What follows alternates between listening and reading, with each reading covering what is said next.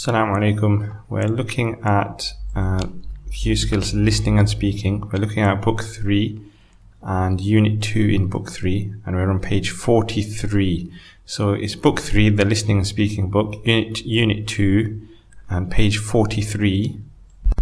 And the skill we're looking at is the speaking skill, and the speaking skill is about giving advice, how to give advice to people.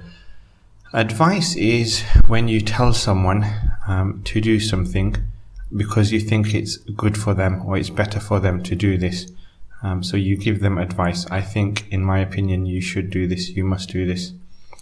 There are different words you can use when you give advice, and they've showed some of the words here. So some of the words, should, and the negative shouldn't, positive should, negative shouldn't, and ought to.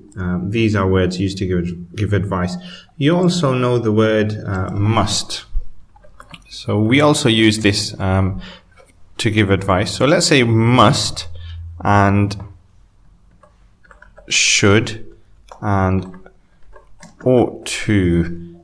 So these words, this is in order of strength. So if you say you must do something, it means you have to do it. It's necessary for you to do it. It's very strong. You must do this. You must, for example, you must pray your Fajr Salah in the morning. You must do this. You don't have a choice. You have to do it. Less than that, less strong than that, the word should. So let's say, for example, you must pray your Fajr Salah, and you should pray 2 rakats before your Fajr Salah. You should pray 2 rakats Sunnah before your Fajr Salah. So it's not 100% you must do it, but it's very strong. You should. And slightly less than that, also we have this word ought to. So the meaning must, should, ought to, the meaning is all the same. The difference is in strength, how strong your advice is.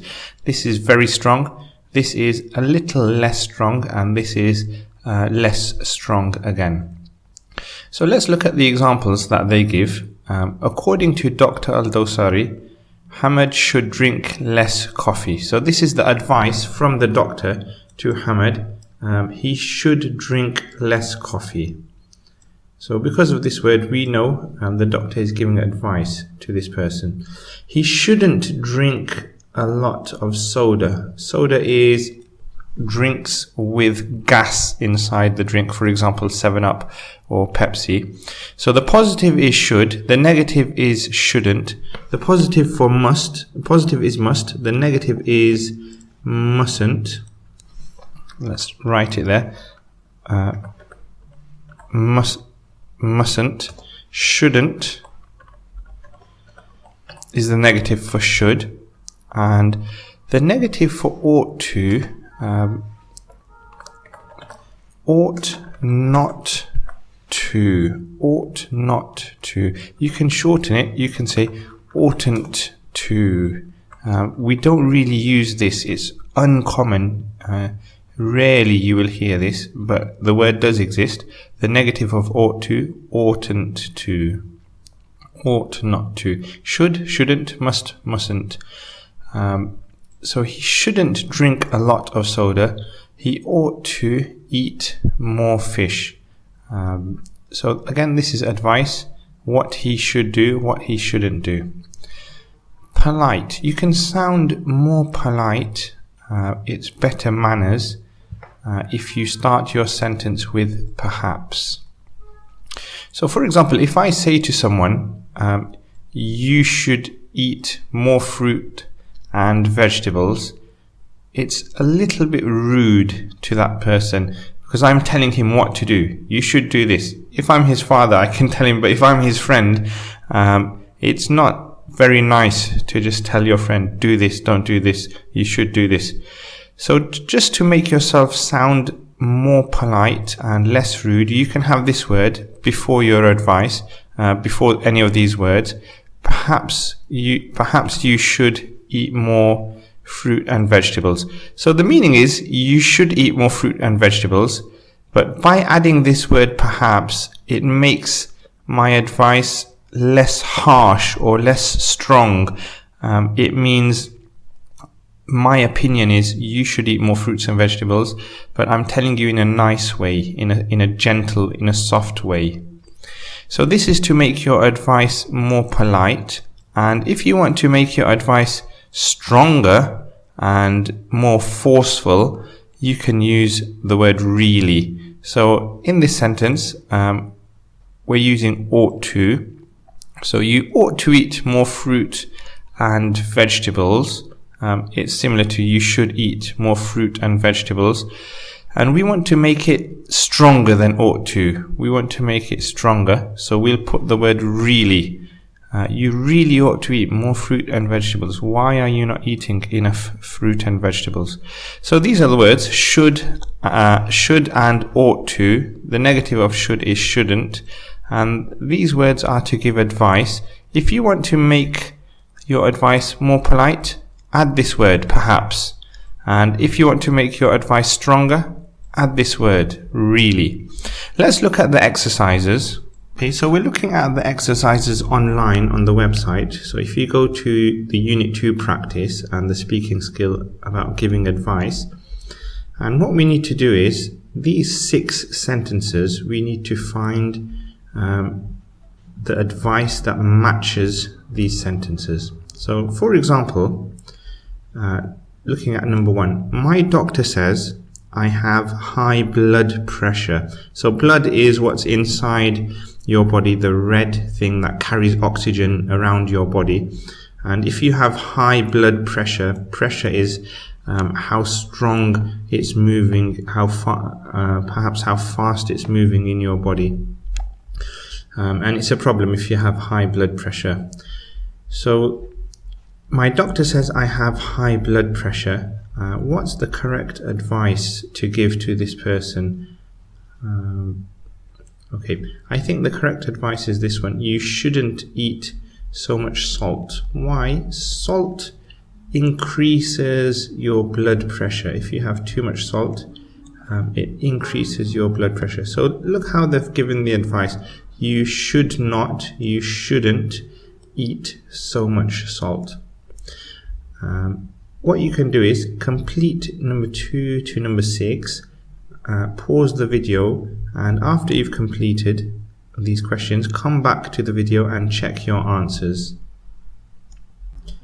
Okay, hopefully you've completed these questions. So let's look at number 2 and check your answers.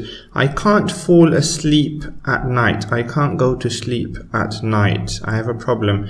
The answer, the advice to give to this person, you shouldn't drink so much coffee late in the day. If you drink coffee late in the day, in the evening, in the afternoon, you might have a problem falling asleep at night, going to sleep at night. So you should not drink so much coffee. This is the advice. My stomach is often upset. Number 3.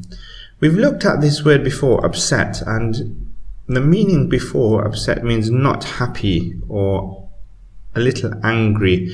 The meaning here, my stomach is often upset, means I have a problem with my stomach. I eat something that's not good for my body, has a problem with this food. My stomach is upset. I need to go to the toilet 2 or 3 times. I feel acid in my stomach. It means my stomach there's a problem with my stomach. Unhappy, upset. Okay, my stomach is often upset. The advice for this one, I'd say you should try eating more slowly. Interesting. So they're saying if you eat very quickly, your body doesn't have it, your stomach doesn't have time to digest the food. So that's why your stomach is upset. So again, you should try eating more slowly. Okay, number 4. I spend too much money going out to restaurants. The answer for this, you should try and cook at home. You should cook at home. So this is the answer. If you spend too much money at restaurants, cook at home more. Eat at home. Okay, and the next one, I'd like to be a chocolate taster. I want my job, in my job, to eat chocolate and get paid for eating chocolate. Some people, they have a job like this. So I'd like to be a chocolate taster working for a chocolate company. Okay, if you really want to be a chocolate taster, you should find out how people prepare for that job. How do people get ready for that job? How do people find that job, get that job? So this is the advice. You should find out, you should discover, you should learn how people prepare for that job. Then you can get that job also. The final question here, I want to start a garden. A garden is a place next to your home where you have plants, or it's a place for your family. Next to your home, just for your family. I want to start a garden, but I don't know how. Okay, and the answer is you ought to search how to grow things online. So you ought to search how to grow things, how to grow plants, trees, vegetables online, on the internet. Another thing I want to point out before we stop this video, these modal verbs, you should, you shouldn't, you ought to, you must, you mustn't, always following these modal verbs we find the base form of the verb. So we don't have an ing or an s or anything, we just have the base form of the verb following these words. You will come across this in a later chapter, in another skill, in another unit. But for now, this is enough. Thank you for watching this video, and I hope you learned something.